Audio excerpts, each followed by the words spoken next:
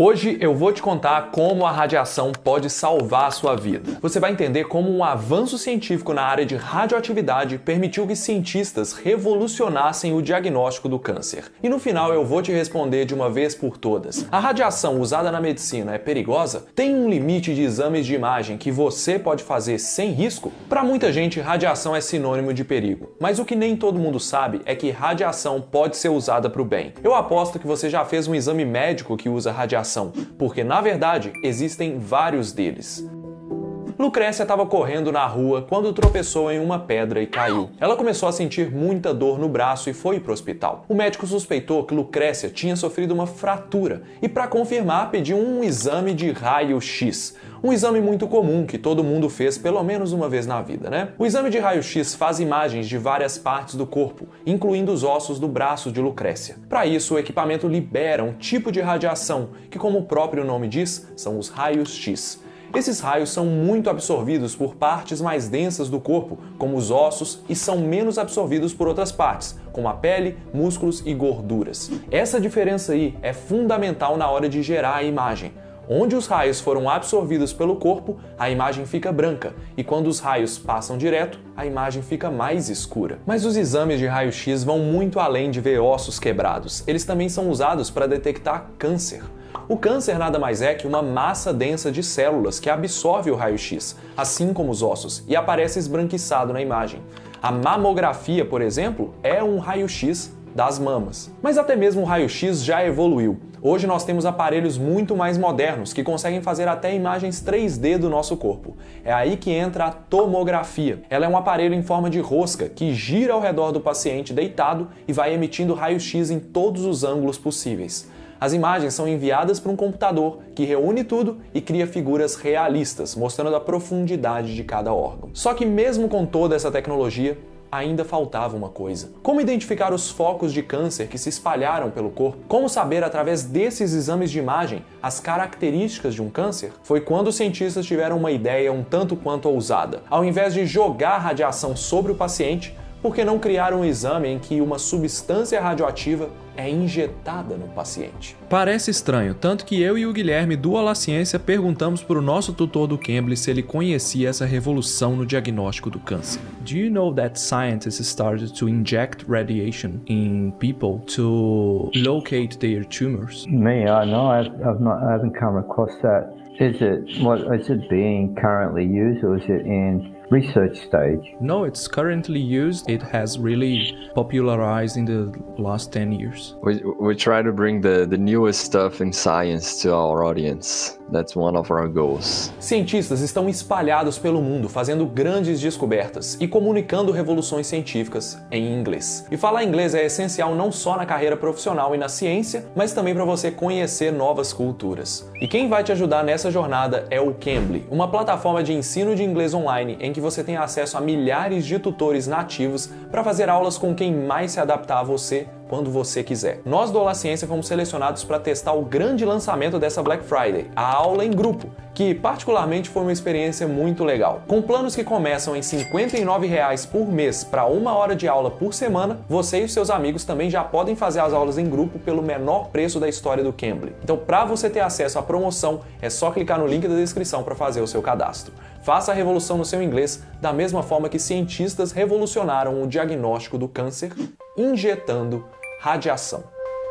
Lucrécio começou a sentir muito cansaço, mas achou que fosse porque ele estava trabalhando demais. Meses depois, ele começou a ter falta de ar e achou que fosse ansiedade. Mas, alguns meses depois, ele começou a sentir dores nos ossos da perna, algo muito estranho. Ao fazer alguns exames, de um dia para o outro, veio o diagnóstico que ninguém gostaria de receber: câncer de pulmão. Mas como um câncer de pulmão poderia gerar dores nos ossos? Lucrécio teve a resposta depois de fazer um exame revolucionário, a tomografia por emissão de pósitrons, conhecida como PET-CT. Ao mesmo tempo que ele descobriu uma metástase do seu câncer de pulmão no osso da perna, o exame permitiu ver outros pontos de metástase pelo corpo, uma informação valiosa para o médico definir o melhor tratamento. Tudo só foi possível graças à radiação. No PET-CT, pessoal, o paciente recebe uma injeção de um líquido contendo moléculas de glicose radioativa. Sim, glicose, o açúcar que as nossas células do corpo usam para obter energia. E é aqui que está o grande segredo desse exame. No câncer, principalmente nos mais agressivos, as células estão se multiplicando muito. As células do câncer precisam de mais glicose. Por isso, quando o paciente recebe a injeção, a glicose radioativa se espalha pelo corpo,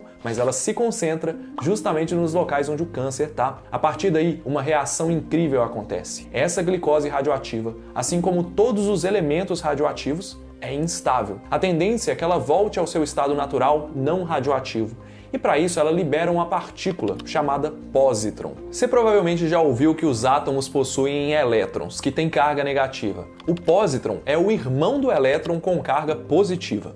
Mas eles são irmãos que não se gostam muito. Quando os pósitrons, liberados pela glicose radioativa, encontram elétrons nas células dos pacientes, eles literalmente se chocam um no outro e se destroem. A energia dessa colisão é liberada na forma de radiação gama, aquela radiação que ativa as células do Hulk nos filmes da Marvel. Sim, é a radiação do Hulk, radiação gama, que é lida por um aparelho e vai detectar exatamente os pontos onde o câncer do paciente está. A maior arma do câncer, que é o seu crescimento rápido, é usada contra ele mesmo. Ele consome glicose radioativa e, sem querer, denuncia a sua posição. No final, depois de algumas horas, o paciente já liberou toda a glicose radioativa na urina e está livre da radiação. Incrível, não é mesmo? Eu fiquei algumas horas tentando simplificar essa explicação para vocês, então me conta aí embaixo se deu para entender e já clica no gostei se você chegou até aqui. O PET-CT gera imagens do corpo todo e mostra pequenos pontos de câncer que seriam muito difíceis de serem detectados por exames convencionais, como o raio-x. É um exame ótimo para ver se o câncer já se espalhou para fora do órgão de origem,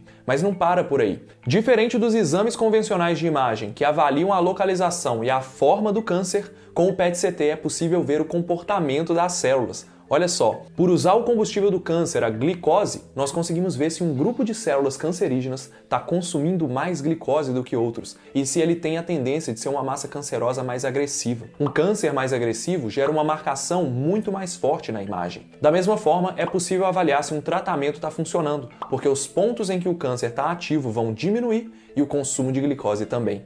É como se víssemos um câncer literalmente morrendo. E as aplicações da radiação em exames médicos vão além da detecção do câncer. Tem como usar substâncias radioativas que se direcionam para outros órgãos, como coração, pulmão, tireoide e até para os ossos. Com base na leitura da radiação, é possível avaliar a função desses órgãos e descobrir se você tem algum problema. Eu mesmo quase fui trabalhar na área de medicina nuclear quando eu estudei isso na faculdade e eu até acho que seria bem legal trazer algum colega meu para falar mais sobre isso em uma live. O que vocês acham? Só tem um problema. Quem tem câncer ou outra condição de saúde normalmente precisa fazer algum desses exames várias vezes. Será que tanta radiação faz mal? Qual que é o limite de exames de imagem que uma pessoa pode fazer?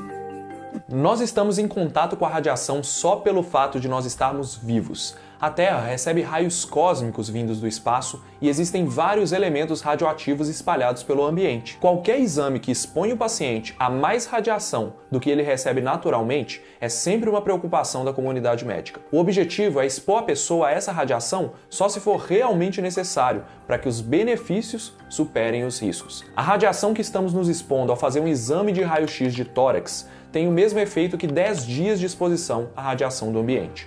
Uma mamografia expõe a pessoa ao equivalente a 7 semanas de radiação natural. E para os exames mais tecnológicos, esse número aumenta.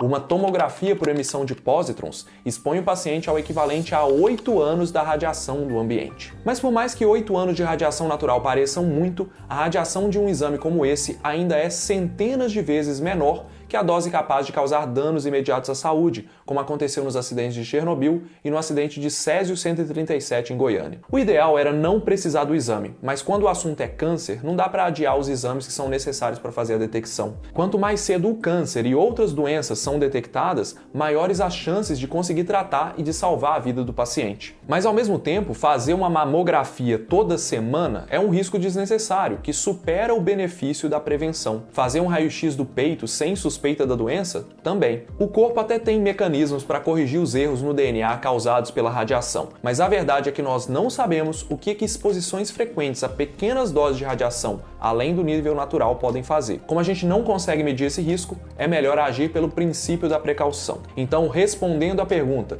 exames radioativos são mais benéficos do que perigosos, mas a gente precisa evitar exposições desnecessárias.